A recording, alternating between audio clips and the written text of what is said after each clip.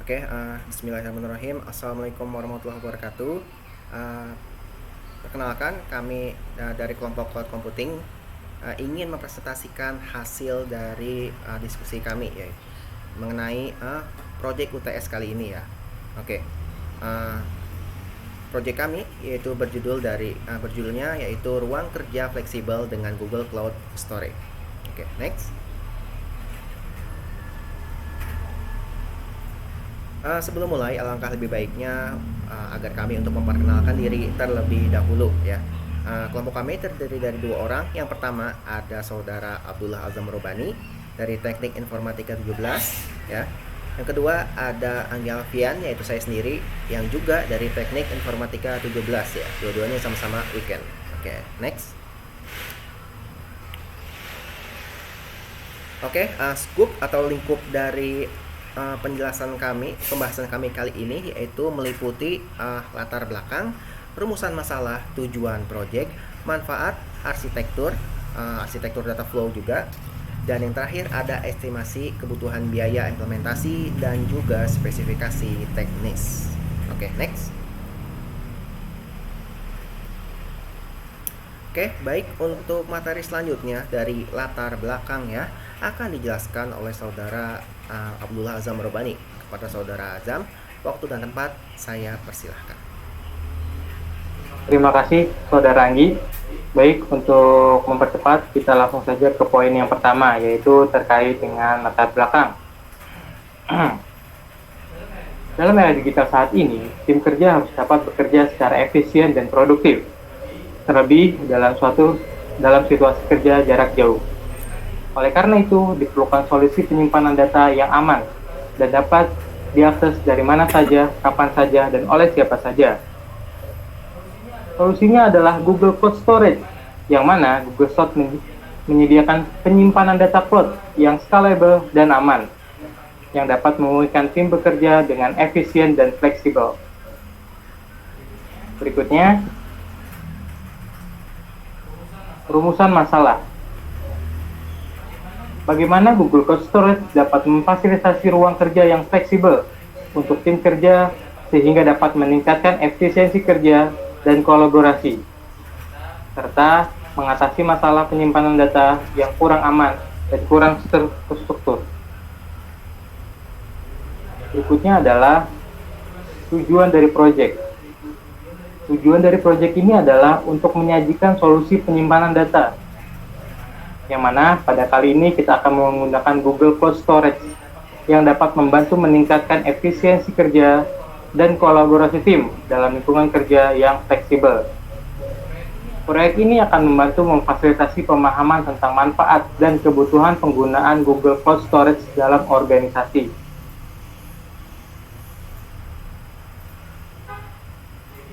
Jadi, apa saja sih manfaatnya?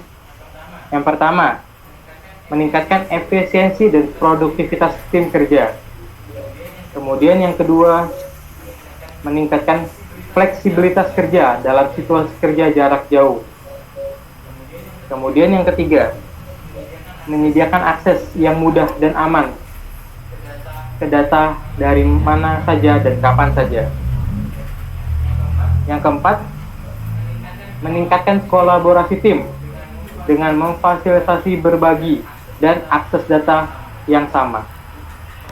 Kemudian yang terakhir, menyediakan solusi penyimpanan data yang struktur dan scalable. Ya, itu tadi manfaatnya. Kemudian kita ke slide selanjutnya, yaitu arsitektur. Ya, berikut arsitekturnya dapat kita lihat. Langsung saja ke penjelasannya. Ya, ini terkait arsitektur data flow.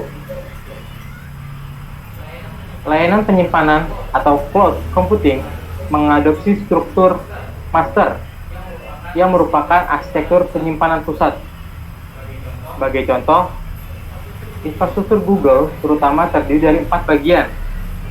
Yang pertama, Google File System. Kemudian juga ada model pemrosesan data paralel atau MapReduce,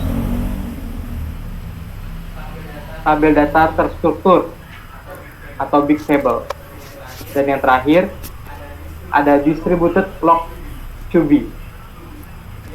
Ya, itu tadi arsitektur data flow. Kemudian kita ke next slide. Ya, ini dia arsitektur data flow berikutnya. Jadi, alur data pada Google Cloud Storage dimulai dengan ketika kita menyimpan data ke dalam bucket atau wadah penyimpanan di Google Cloud Storage itu sendiri. Setelah data tersimpan, kita dapat mengakses dari layanan Google Cloud Platform seperti Google Cloud Data Flow, BigQuery, atau Google Cloud AI Platform seperti pada gambar. Kemudian kita ke slide selanjutnya. Ya, ini masih penjelasan terkait arsitektur data flow. Data yang tersimpan dalam bucket Google Cloud Storage dapat diakses melalui antarmuka web atau melalui API yang disediakan oleh Google Cloud Platform. Kita dapat membaca, menulis, dan menghapus objek file yang tersimpan di bucket dengan menggunakan perintah-perintah tertentu pada API atau antarmuka web. Kita juga dapat menggunakan layanan Google Cloud Storage Transfer untuk memindahkan data antar bucket di Google Cloud Storage itu, atau memindahkan data dari penyimpanan on-premise atau layanan penyimpanan cloud lainnya ke bucket Google Cloud Storage. Ya, next slide. Baik, untuk estimasi kebutuhan biaya implementasi dan spesifikasi akan dijelaskan oleh Saudara Anggi Alfian. Untuk waktu dan tempat, saya kembalikan kepada Saudara Anggi.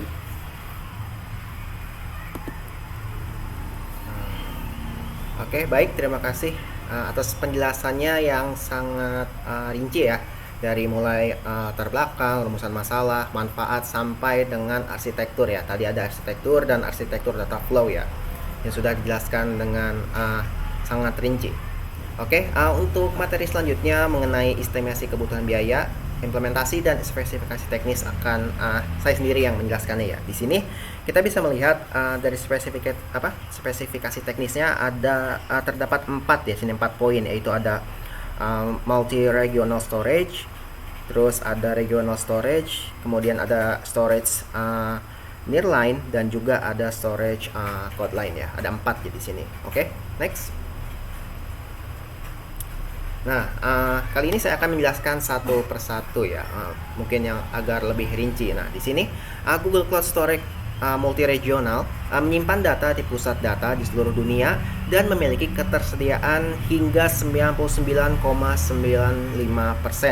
Sangat cocok untuk perusahaan yang perlu sering mengakses data ya, seperti untuk konten situs web dan data aplikasi seluler.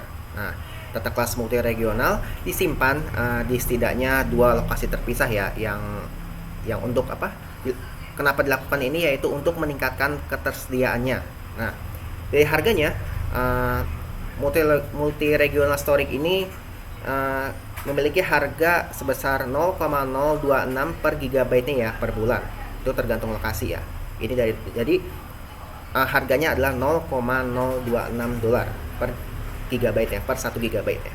Oke, next. Oke, untuk poin selanjutnya ya, spesifikasi teknis selanjutnya di sini ada regional storage ya. Google Cloud Regional Storage itu menyimpan data di satu lokasi geografis dan bukan menyebarkannya ya. Saat sumber daya penyimpanan dan komputasi berada di region yang sama atau daerah yang sama, Google Cloud Storage regional memberikan performa dan ketersediaan yang terbilang tinggi ya sini. Praktik penyimpanannya atau menyimpan data secara regional dapat mengurangi biaya jaringan. Oke, untuk harganya dari regional storage ini memiliki harga $0,02 ya, $0,02 per gigabyte, yaitu per bulannya. Nah, per bulannya jadi $0,02. Oke, next. Oke, untuk spesifikasi teknis selanjutnya di sini ada poin, yaitu nearline storage ya. Dari Google Cloud Nearline Storage ini diperuntukkan bagi pelanggan yang membutuhkan penyimpanan jangka panjang ya, untuk data yang diakses pengguna kurang dari 1 bulan sekali ya. Jadi untuk yang pemakaiannya jarang bisa cocok menggunakan Nearline Storage ini. Ya, paling baik digunakan untuk perarsipan data. Nah, ini dia perarsipan data ya. Serta cadangan dan pemulihan bencana ya. Juga menawarkan ketersediaan hingga 99% dan memiliki periode penyimpanan minimal 30 hari ya. Minimal 30 hari. Oke. Kemudian pelanggan hanya membayar $0,01 per gigabyte-nya untuk penyimpanannya yang tersedia hingga 1 bulan, dan biaya pengambilan data wajib sebesar yaitu $0,01 per bulan gitu. Jadi penyimpanannya $0,01 dan tiap mengambil datanya dia juga terkena biaya $0,01 ya per gigabyte. Oke, next. Oke, untuk spesifikasi teknis yang terakhir ya, poin terakhir di sini ada Cold Line Storage ya. Google Cloud Cold Line Storage ini diperuntukkan bagi pelanggan yang perlu menyimpan data mereka yang mereka akses kurang sekali setahun lah ya, sekali dalam setahun. Ini terutama untuk perarsipan juga gitu, tapi ini lebih jarang dari yang sebelumnya. Oke. Cold Line Storage ini membutuhkan durasi penyimpanan minimum 90 hari, dan meskipun ini adalah yang paling murah ya, kita lihat sini penyimpanan yang paling murah dari 3 tingkatan penyimpanan sebelumnya ya, dengan harga yaitu 0,0007 ya, 0,007 per gigabyte-nya ya per bulan, dan juga mempunyai pengambilan data sebesar 0,05 $0,05 per gigabyte-nya ya per bulan. Nah, seperti itu. Oke, next. Oke, jadi tadi ada poinnya yang saya jelaskan, ada 4 poin ya. Jadi ada 4 poin tersebut yang menjadi estimasi biaya dan spesifikasi teknis kami.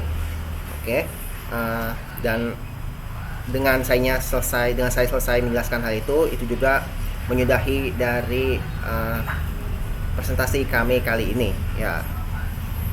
Terima kasih untuk semuanya yang sudah mendengar, juga kepada Saudara Azam, juga kepada Bapak dosen yang memberikan kesempatan kepada kelompok kami untuk menjelaskan presentasi UTS kali ini. Saya mewakili kelompok kami. Sekian, pamit undur diri. Billahi taufiq wal hidayah. Wassalamualaikum warahmatullahi wabarakatuh.